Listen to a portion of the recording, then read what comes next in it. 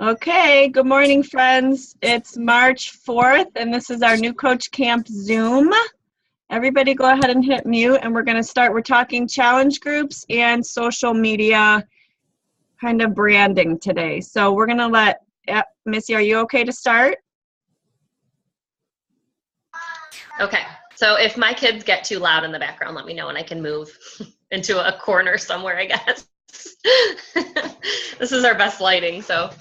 All right, so I guess the question was about kind of ongoing challenge groups or revolving challenge groups. So I guess I will just give you a few different ways that you can do this.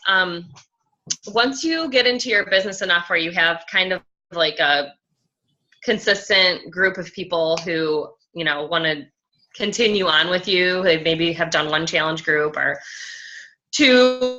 I know sometimes when we start, we do like the same people are in our groups from month to month. And so then we're kind of get to a point where we're like, okay, well, what are we going to do with these people who are going to stick around for the long haul? So I did watch Amy's video about her revolving groups. I've heard her talk about that a couple times. My group that I have is, I call it my graduates group. And I have had it open for almost 2 years now. So basically what we do is every month we switch our theme.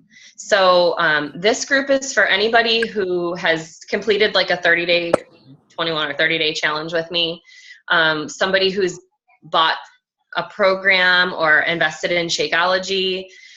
It's basically anyone who's my customer or a discount coach that wants to keep pursuing this with me, I guess is the best way to say it. So I think I have about 60 people in the group. I would say, you know, in any given month, maybe 20 to 30 will participate. And people come and go. So one month they might not be on, and the next month they might be full force. It just depends on the month and what's going on in their lives. So for the probably since last January, so maybe the last year or so, every month we pick a new topic. So I guess I could go into my group and show you guys. Would you guys want to see what mine kind of looks like? And I can show you kind of what we do every month.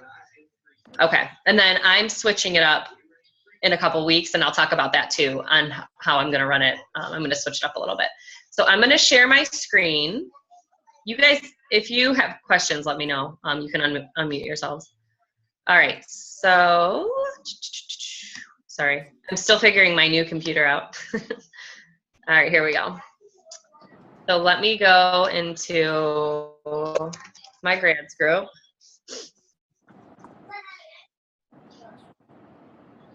Can everyone see my screen? Okay. So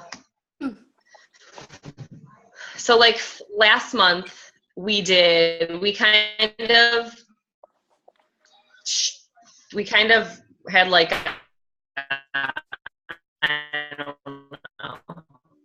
I don't know what you'd want to call it. So this is what we did in February. So we did I did like a love your body theme.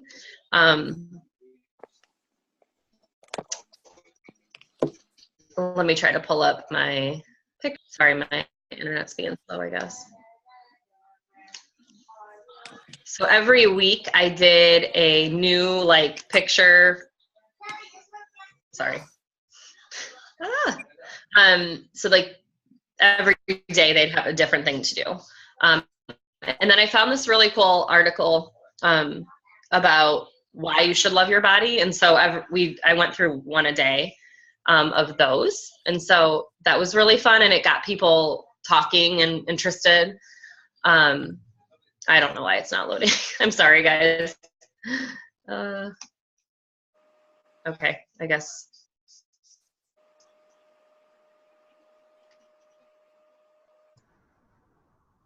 Yeah, technical difficulties, Missy. That's just like life, real life. I think it doesn't want to. Can you guys still see me? It looks like my screen's just like frozen. You are frozen at the current moment. Yeah. Can you see me now? Okay. Yeah. My screen just totally froze, so I can. You guys are back, I think, right? Okay. You were all frozen to me, like I was moving, but you guys weren't. That was weird. Okay, so let me refresh this and see if it's good now. No. So maybe we I'm can sorry, guys. You know what, Missy, let's just share about how there are so many different ways to run a challenge group. Yeah, that's fine. I can move on. Okay, so sorry. I got to get back to my screen now. Okay. So every month I switch it up. It works out well. Like I said, people come and go as they participate. The next 6 weeks, what I'm going to do is, because I feel like everybody is doing they're kind of doing their own thing, and I wanted to kind of bring us back together. We're going to be doing like a focused 6-week challenge group where we all start at the beginning. We start with meal prep. We start with, I give them all the tools that they need, because a lot of them have kind of been out of it for a while. And I asked their opinion on this. I asked if they need to do this, and they said yes. So we're just going to start from scratch kind of and go through all of the motions of a challenge group. And if that works, I plan on doing that maybe once every 6 months or so, to kind of just bring it back together. Because I feel like people they stop participating and then they're just gone. And I don't want that to be the case. I want people to come back when they're ready, and I want them to feel like welcome to do that in my group. So that's what we're going to do for the next 6 weeks. I'll go over a little bit of how Amy does her revolving door group, because I know hers is really successful. So a couple of notes, and if you watched her call, some of this might be repetition, but her revolving door group, she adds new coaches and new customers, people who have purchased things. She adds her discount coaches, which I do also, and her potential challengers, which I know most people might not do that, but she adds potential people in, and she said a lot of times they'll come in, they'll see how she coaches, they'll see what she does, and then they'll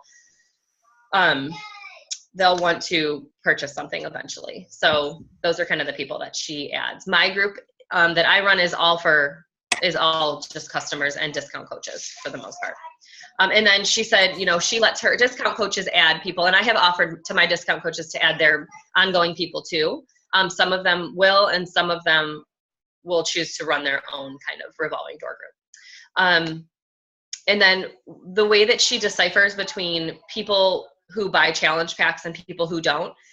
So the new people who have bought new challenge pack customers, she actually sets up a Zoom chat with them, and she goes through prep week in this one call. So she sets up a face-to-face, or you could even, if you're local, you could meet with them if you want to really, do that. I've done that before. And then she goes through the meal planning and sets up a meal plan for them and lets them kind of fill in the rest, goes through their goals, goes through their before pictures, all of that stuff, all in this Zoom chat. And then a couple weeks later, she does it again to kind of follow up with them. Let's see, what else did she say? And then, let's see, sorry, okay. She has a file section, which I have also in mine. And she puts all of her tips in there. She puts her meal plans, recipes. I have a recipe file in mine, and that works out really well for people. She puts, grocery lists, things like that. And then daily, and I think this is one of the most important things to remember. The consistency is so key, just like in anything with coaching. So in the morning, you always have to have a post in this group. That's kind of like going to set the tone for the day. So when we did in my group, we did the Love Your Body Challenge, I had a relevant post to that theme every day. And then that would get people talking throughout the day. I've noticed if I don't post, there's been a couple days where I didn't post. People just they don't post. Some of my people will kind of bop in and post a meal or something that they had. But a lot of times if it's all about how consistent I am. So you got to make sure you set the tone for the day, because you are the leader of that group. So you want to make sure you're setting the tone and posting in the morning every day, at least posting in the morning. Check-ins. So that's another thing that you can do. Amy said she does it. I do it. I put up a poll. I know that's a little monotonous, but it works for my group. So if it works for your group, then you can do that. If there's a little poll you can make on Facebook. Another thing you can do is assign people in your group, discount coaches or other people who really like to participate, they can post for you. They can post the poll if you want them to. If it gets low sometimes, I'll ask people like, do you still want me to post the poll? And then they kind of jump back in and say, oh yeah, sorry, I haven't been checking in. I'll check it every day now. But if it's working, then do it. Every group's going to be different. So for me, the check-in poll works every day. I post simple things: Shakeology workout, ate my veggies, drank my water, things like that. Daily other things I think are important is to just kind of share what you're doing. This group should be a safe place for people. So if I'm not sharing, and this is huge, like if I'm not sharing what I'm doing, then they don't share what they're doing. They really look to you to kind of give them that guideline for the day. So I will, and I remember when I started coaching, I would be like, and this is before I had like a good phone and stuff, but I would be like, I don't have time to post about my workout and I don't have time for that. I don't have time for that. It literally takes 1 second to take a selfie and post it on social media. It doesn't have to be pretty. In my group, I'm never pretty in that group. Like they just know to expect that. So I'll post a picture of my lunch or my dinner, or before I head out the door, like this is what I ate before I went to work. This is a picture of my shake, and it takes 1 second. And so I think that's important to do that throughout the day, to let them know that you're participating. I can only expect them to engage as much in this page as I'm engaging. So when I first became a coach, I would post a morning post and then just expect everybody to, run with that throughout the day. And it doesn't always work like that. So I still do that morning post, but then I have to kind of be there. And it's good to set like structured times for yourself. I will say that. If you are gonna, I usually check in at lunch, and then I check in like after work at night. So, or after my kids are in bed, I try to go in and respond to people then. If you're doing it all day, it can become a little bit stressful. So it's important to kind of section off those times for yourself that you're gonna check in people's comments and post your meals and post your workouts and stuff like that. And then Amy talked about monthly, how she switches it up. I covered that a little bit, just changing the cover photo, changing the theme. I do a live video at the beginning of every month to kind of talk about the next theme for the group, and kind of regroup everybody and get them back, pull them back to the middle. And I've gotten feedback from people, and they always say like that's really helpful to kind of switch it up every month. Amy talked about, she said another thing, which I haven't thought about, but I do this. I just never thought about it. Go through the group at the beginning of every month, scan who's in there. Some people will remove themselves. Send them a message if they haven't participated in a while. I've done this. I did this at the new year, and a couple people said, yeah, one of my goals for the year is to check in with your group more. And so I never remove people unless they request to be removed, because they can remove themselves if they really want to, or they could turn off their notifications. But I ask them at the beginning of every month, or not the beginning of every month, but I ask them if I haven't heard from them in a while, do you still want to be part of this? Have you moved on? I've noticed people will post about other things that they're doing, other shakes they're drinking, and I haven't heard from them in a while. And so I'll reach out to them and I'll say, it looks like you're doing something else. That's fine. Do you still want to be in my group, or what's the story? And so that's okay too. And then I will do challenges. So, and Amy talked about this. She does a challenge week. Sounds like she maybe does it every month. Where they actually have a spreadsheet they have to fill in, and they get different points for filling out this spreadsheet. I have done that in the past. People have to make sure they have a Google Doc app on their phone and all of that to be able to do it. But then they get points for doing different things, and then there's prizes. And I did that like for December, like months when I think participation is going to be kind of low, I will do a challenge. And it works out really well. We've done it the last 2 Decembers in my group, and people were like all in, excited, and December's a crazy month. So that was exciting to see. Anyone have questions so far? I do. Yep. Does everybody do these revolving groups on Facebook only, or can you do it on the tracker? Because I've been using the challenge tracker. Allison's my coach. I think Allison does hers on the tracker. Yeah, you can do it either way. My group on Facebook is already pretty tight knit, and I didn't want to throw people off. You also can't do live videos on the tracker, and I honestly don't have. I just don't have the time to figure out how to do all the YouTube videos and all that right now. And I do like the live videos; they seem to work well for my group. So for now, that's what I'm doing. But you can choose to do it however you want to do it. Andrea, I'm doing the challenge, the tracker app too, mainly because I've got two girls that are not, one definitely is not on Facebook anymore, and they definitely like the little, being able to cross off the little X's on the shakes and workout. So that's like a goal for the rest of the week. And I'm also trying to do I'm going to start doing the revolving door too. So we'll have to keep each other posted to see how that works, because I'm curious of how I can work that into the app too. Yeah, I mean, I actually surveyed all my challengers and asked, because I've only done one group like solo. Yeah. So I thought now would be a good time to switch if everybody preferred Facebook, and every single one of them said no Facebook. Yeah.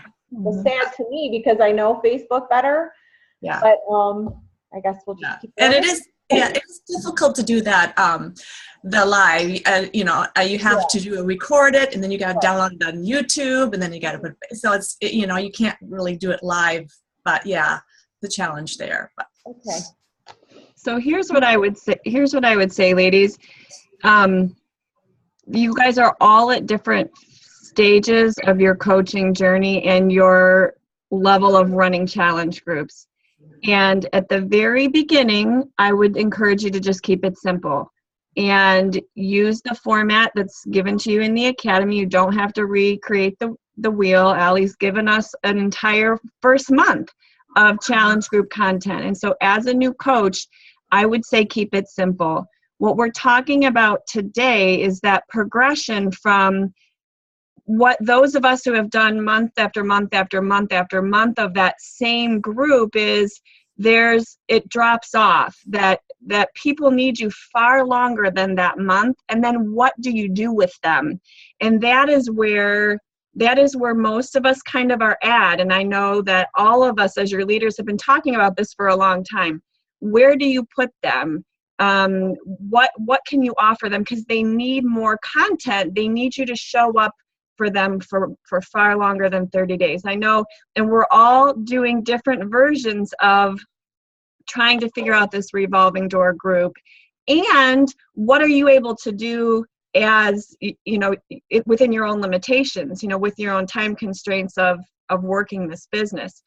I personally have transferred my 30-day groups over to the app because it's nice, with the exception of the live video.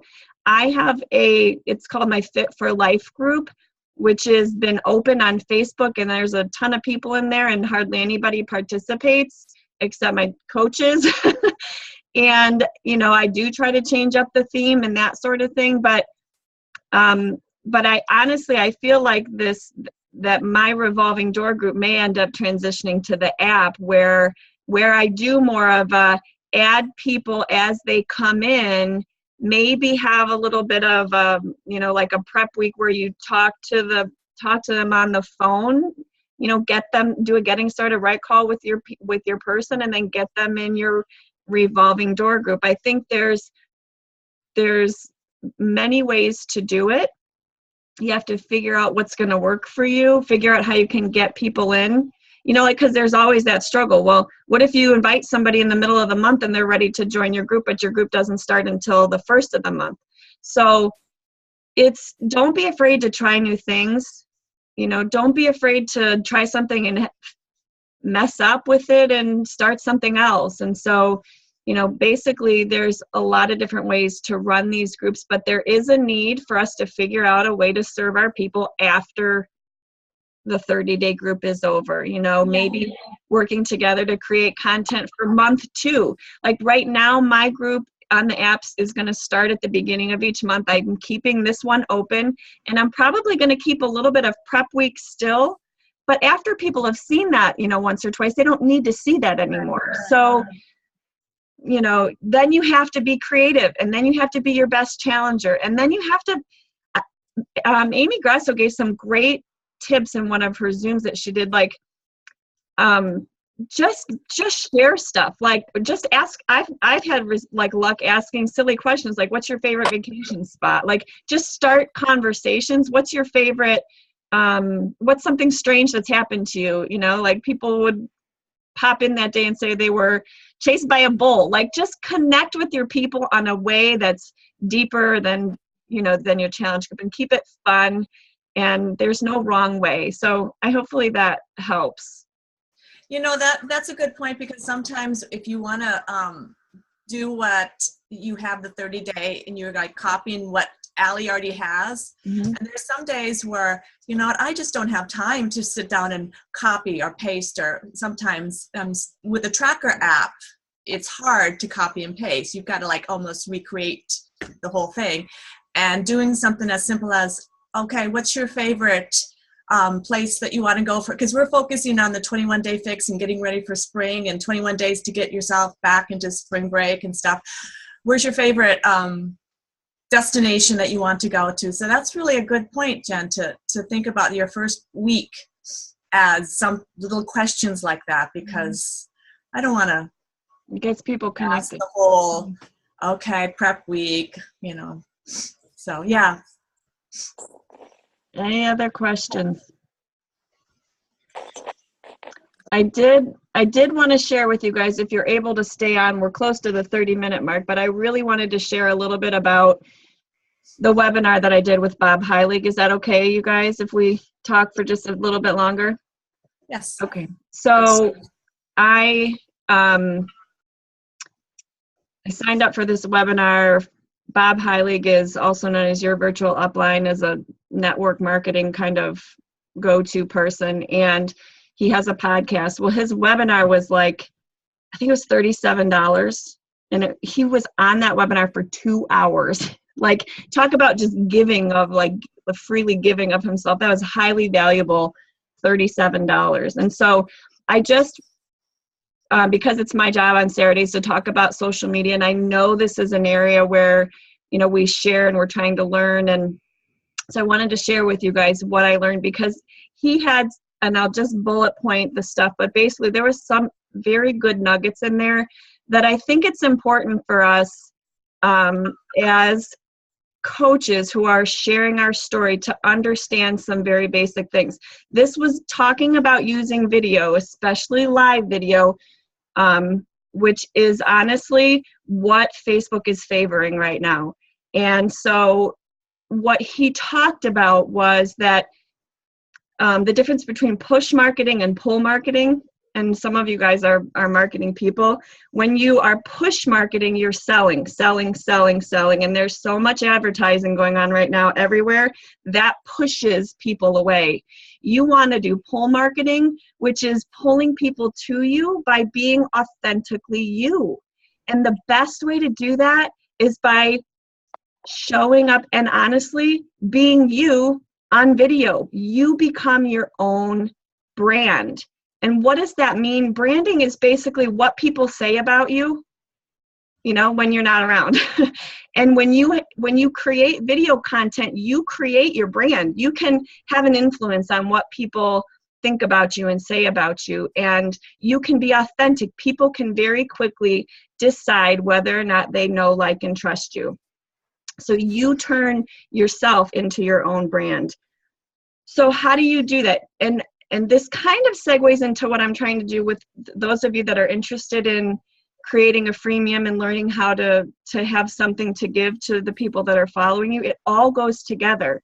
The very first thing that I asked you guys to do was to brain dump everything that makes you special, because that is, or everything that you've been through. That's all part of your story, and we have to become experts at sharing our story.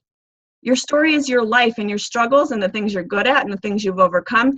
Those are the things that you're going to offer of value to the people who know, like, and trust you. So you get it all out on paper, and you do that regularly, and you figure out what has gone on in my life that makes me unique. What skills do I have? What have I overcome? What experiences can I share That's the very first thing you do.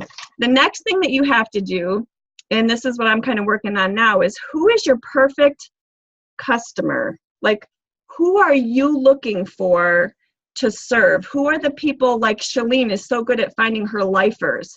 Like, you want to know who is that person that needs your help. What is important to them? What are their problems? What are their struggles? How can you help solve problems for them? And when you go live or when you make a video, you want to talk to that person. You want to like think about that person and know that you're offering them something that is of value. So who is the perfect customer that you want to, perfect person that you want to bring into you? You know what?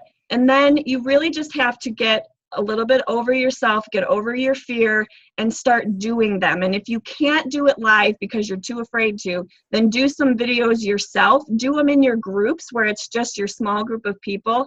But the more you do, the better you will get, and it humanizes you. Like, it makes you real. And if you screw up and you stutter like everybody does, or your kids come in the room, they come in the room. Like, people will show people that are watching you that you are you and you are human.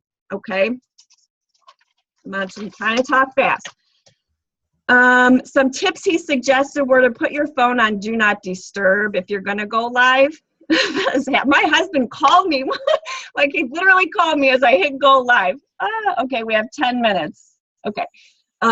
So you can, in your notification settings, you can turn off like allowing phone calls to come through. That's highly recommended if you're going to be live. And you can turn off the notifications so that it doesn't disturb you.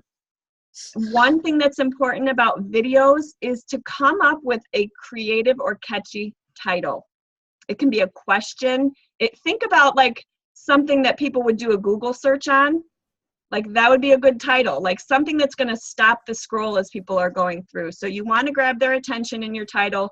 You want to ask a question, and you want to create curiosity. And the other thing that I'll suggest, and he reaffirmed this, is when you go live, for one thing, you should have your phone set up on a tripod so you're not going all over the place and making everybody dizzy. And the other thing I would suggest is to have your phone in landscape mode. So this it might look nicer as you're scrolling through the Facebook newsfeed. However, it's not as good for repurposing that video. Like, if you're going to post it somewhere else, like YouTube, or it's going to show up. If you take your video this way, it's going to show up with the black or colored columns on the side. So put your phone in landscape mode, set it up, have good lighting, and that's how you should create your video content. Your content, that's like your legacy, like your words, your videos, like that's your value, okay? And then look at the dot. You're supposed to look at the dot on the phone when you do your videos. That helps it so it doesn't look like you're looking off into the distance. You want to start posting with a purpose, and he gave two basic formats for creating your video content. First of all, 70 to 80% of what you post, he said, should be generic. Nothing to do with Beachbody. That could be meal prep, that could be fitness tips, that could be sharing your personal development, but nothing to do with promoting what you sell. 70 to 80, I thought that's wow, because that's you, that's your brand. Share you. And educate your following, entertain your following, and empower them. Okay? That was one golden nugget for me. So the first strategy that you can use if you want to, like, what do I post? What do I talk about to my people? Is to learn out loud. So like, if you're reading something in personal development and you have a couple nuggets that you got from your reading that morning, just get on and in 3 to 5 minutes, tell people what you're learning. And then the second format was basically just, he called it documenting and not creating. Like, just share that it's 5 o'clock on a Friday and you didn't get your workout in and you're going to go downstairs and do it. Like, just document something that you're overcoming in a positive way. Be creative, be funny, be you, And those are the kind of, those videos will get a lot of, like I did one this week and I'm like, you will not believe this. And I was just ranting about I hadn't worked out yet. And I got a lot of engagement on that video. I'm going to give you a format. So if you're taking notes, jot this down. When you do a video, when you go live, you want to have a positive, upbeat attitude, and you want to start talking right away. Do not wait for people to log on, because you'll have lost people right away. So introduce yourself and start talking immediately with high energy and enthusiasm. State the reason that you're doing your video, and ask your question or pose, you know, the reason you're on the video is number 2. Number 3 is you can welcome some people. Hi Cherise, hi Amy, hi Ash Lacey. Thank you so much for joining.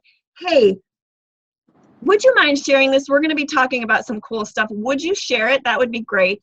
So recognize some people that are there and ask them to share is fine. Number 4 is deliver what you have to say in 2 to 3 bullet points. He said really 5 minutes is the mark that you want to shoot for, or the people will be gone. And at the very end, have a strong call to action. So ask them to comment yes in the comments below, or send me a message if you want more information about what I've talked about, or visit whatever it is. It doesn't have to be a creative, you know, go to my website, or it doesn't have to be a great big call to action, but give them something to do in the comment section below. Okay? Be authentic, be generous, and be consistent. And that is how you establish trust and getting people to know, like, and trust you. You have to have patience, you guys, and what you're gonna see is a sort of like the slight edge. This just takes time, and you may show up and you may have nobody watching your videos, but someday it, like what's happened to a couple of, like Caroline Miljanovic, someday it's that one that pushes you over the edge. 90% of people are going to watch what you're doing, and they're not going to like, comment, or post. 90% of people are going to watch you for a long time, and they're not going to comment at all. So you need to show up for them with blinders on. You need to focus on building these relationships and focusing on the depth of those relationships and not the width of it. Something else that I wanted to tell you guys. How often do you think, Jen, that you should, how often do you think you should do lives? Once a day? Well, right. Days, a week? Yeah, that's a very good question, Lori. And he really kind of talked about, and it depends. The first thing, before I forget, and what he did suggest is to use your personal page. And I'll tell you, I've started it this week, and I am getting a lot more people than on my like page. So those of you that don't have business pages, don't worry about that yet. You'll reach more people on your personal page, and that's where he suggested starting out for a very, very long time.